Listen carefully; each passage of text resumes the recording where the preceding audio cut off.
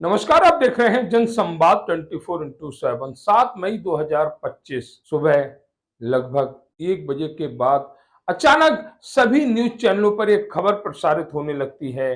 भारत ने एक बार फिर पीओके में जाकर एयर स्ट्राइक किया और 100 से ज्यादा आतंकी जो पैड थे उन्हें तबाह कर दिया। 100 से ज्यादा आतंकी भी इस एयर स्ट्राइक में मारे गए। 7 तारीख की सुबह देश का बच्चा बच्चा इस खबर को देख रहा था। अचानक पाकिस्तान हमलावर हो उठता है। भारत किसी देश के खिलाफ युद्ध नहीं लड़ रहा था, भारत आतंकवाद के खिलाफ लड़ रहा था। भारतीय सेना आतंकवादियों के अड्डों को तबाह कर रही थी, लेकिन इसमें पाकिस्तान अपनी उपस्थिति दर्ज करा देता है। बॉर्डर क्षेत्रों में, अंतर्राष्ट्रीय बॉर्डर पर, एलओसी पर ताबड़तोड़ फायरिंग शुरू हो जाती है। कुछ भारतीय सिविलियंस भी इस लड़ाई में मारे जाते हैं, जिनकी संख्या लगभग 2.5 दर्जन के करीब होती है। हमारे सैनिक भी शहीद होते हैं। लड़ाई और आगे बढ़ती है, जहां BrahMos missile, ballistic missile Pakistan के ऊपर खतरा बनकर मंडराने लगती हैं। उधर पाकिस्तान लगातार अपने ड्रोन भारत के सीमावर्ती क्षेत्रों में भेज रहा था, जिसमें मिसाइल और बम थे। भारतीय डिफेंस सिस्टम लगातार इन ड्रोनों को नष्ट कर रहा था, आसमान में ही इनको डिफ्यूज कर रहा था। वहीं दूसरी तरफ देखा गया कि भारतीय मिसाइलें, भारतीय सेना लगातार पाकिस्तान में तबाही मचा रही थी। 10 मई 2025 समय लगभग 3 बजे तक 60% पाकिस्तान के डिफेंस सिस्टम तबाह हो चुके थे। भारतीय सेना बलूचिस्तान ले सकती थी, पीओके ले सकती थी, लेकिन अचानक 5 बजे एक घोषणा होती है और सीज फायर हो जाता। हालांकि इस सीज फायर का पालन पाकिस्तान सीज फायर होने के बाद भी नहीं करता। सीज फायर की घोषणा होने के 2 घंटे बाद ही पाकिस्तान एक बार फिर भारत पर हमला कर देता है। भारतीय सेना और भारतीय सेना का रडार सिस्टम, डिफेंस सिस्टम लगातार पाकिस्तानी हमले को नाकाम करता रहता है। इस घटना के बाद बड़ा सवाल उठता है कि आखिर सीज फायर करने की घोषणा क्यों की गई। इस पर जब ज्यादा जांच की जाती है तो जानकारी लगती है एक बार फिर अमेरिका के राष्ट्रपति ने अपना निगेटिव रोल भारत के खिलाफ दिखाया। ये वही अमेरिका के राष्ट्रपति हैं जिन्हें भारत ने नमस्ते ट्रंप का नाम देकर इनका स्वागत किया था।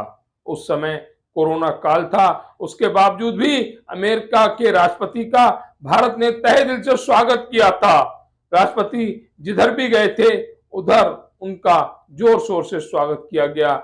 उसी अमेरिका के राष्ट्रपति ने भारत को अपमानित किया, भारतीय सेना को नीचा दिखाने का कार्य किया।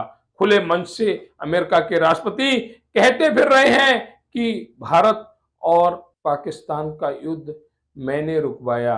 ये वही भारत है जिसने यूक्रेन और रूस के युद्ध में अपने देशवासियों को निकालने में अहम भूमिका निभाई थी। वह यूक्रेन और रूस जो अमेरिका के कहने पर नहीं माना था, लेकिन भारतवासियों को निकालने में उसने कुछ समय के लिए युद्ध रोक दिया था। जिधर से भारतीय बसें निकल रही थीं, जिन पर तिरंगा लगा हुआ था, वहां हमला नहीं हो रहा था। ये सरकारी स्रोत कहते हैं, हम इसकी पुष्टि नहीं करते। उसके बाद भारत पाक के युद्ध में अमेरिका अपनी उपस्थिति दर्ज कराता है। आखिर ऐसी कौन सी कमजोरी थी भारत की जिसने अमेरिका के दबाव में सीज फायर की घोषणा की। यूक्रेन के राष्ट्रपति अमेरिका के आगे नहीं घबराए, उन्होंने अमेरिका को भी सीधा जवाब दिया था। लेकिन भारत के राजनेताओं की ऐसी कौन सी कमजोरी थी जिन्होंने ट्रंप के कहने पर सीज फायर की घोषणा कर दी।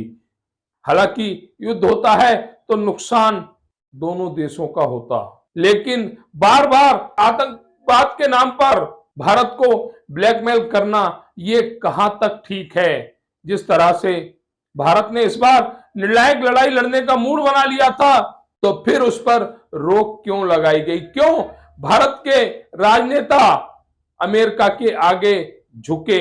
आखिर उनकी ऐसी कौन सी कमजोरी अमेरिका के पास थी जिसके चलते अमेरिका के कहने पर उन्होंने 1 मिनट में सीज फायर की घोषणा कर दी? सेना युद्ध के मैदान में युद्ध लड़ रही है और एसी कमरों में बैठकर फैसले लिए जा रहे हैं। क्या यही भारत की जीत है? वह अमेरिका का राष्ट्रपति जो बाहर देशों के दौरे पर हैं, वह हर खुले मन से कह रहे हैं भारत और पाकिस्तान में सीज फायर करवाने में सबसे बड़ा योगदान उनका है। क्या भारतीय राजनेता, भारत की सरकार इस पर कोई जवाब देगी, या एक बार फिर यही कहा जा सकता है कि अपने फायदे के लिए भारतीय सेना को नीचा दिखाया गया? वह सेना जो पाकिस्तान में घुसने की तैयारी कर रही थी, पाकिस्तान को भारत में मिलाने की तैयारी कर रही थी, उस भारतीय सेना के कदम रोककर क्या भारत का अपमान नहीं किया गया? अगर जनसंवाद की खबर आपको लगती है अच्छी और सच्ची, तो हमारे चैनल को लाइक और सब्सक्राइब करें। बेल आइकन बटन को प्रेस करना ना भूलें, जिससे कि हमारे और आपके बीच की दूरी कम हो, हम हमेशा आपके साथ अपडेट रहें।